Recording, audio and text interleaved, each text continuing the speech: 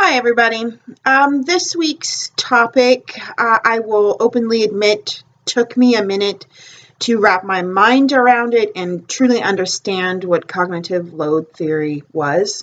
Our presentation simply states that the basis of cognitive load theory is how working memory is affected by the instruction process and how visual and auditory learning help aid in that process.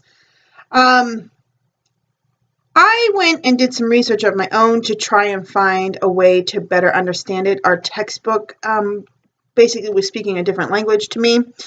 And so I found an article called What is the Cognitive Load Theory? A Definition for Teachers. And this, the author states, cognitive load theory says that because short-term memory is limited, learning experiences should be designed to reduce working memory load in order to promote schema acquisition. This definition helped me to understand in terms and in context of what I do on a day-to-day basis. And it made the whole visual auditory learning processing issue a little bit easier to understand how it works with cognitive load theory.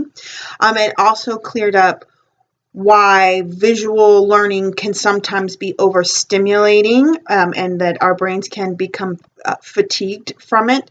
I'm often telling my students when they're putting presentations together, especially if they're using PowerPoint, to not overload slides with too many words or visuals because it is too much for people to try and look at and process and can be overstimulating.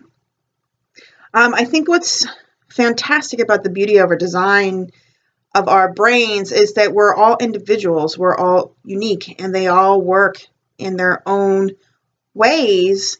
And we also know that brains are extremely complicated organs, and no two work the same.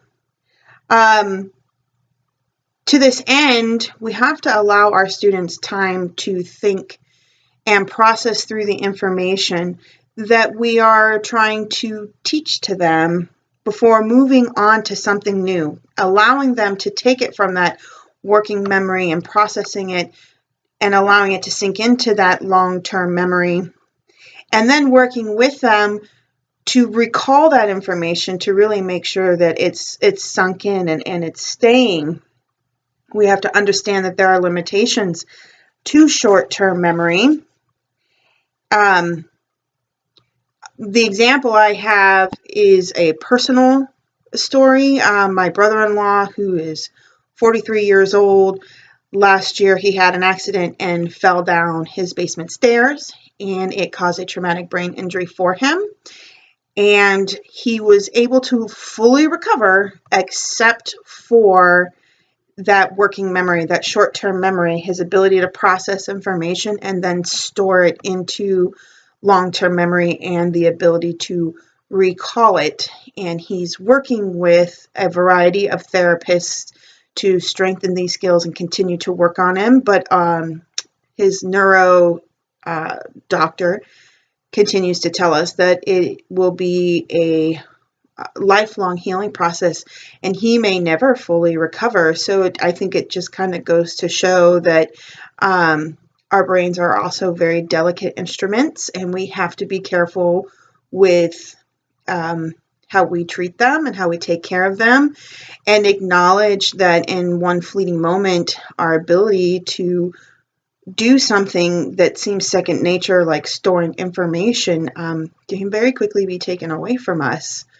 To that end, I wanted to end my post with a piece of scripture that I often use and tell myself in a variety of different situations. Oops, where'd you go? Psalm 46:10. Be still and know that I am God. In all situations, I tell myself this repeatedly, and I hope that it can be an encouragement to you as we end up this week, and have a blessed one.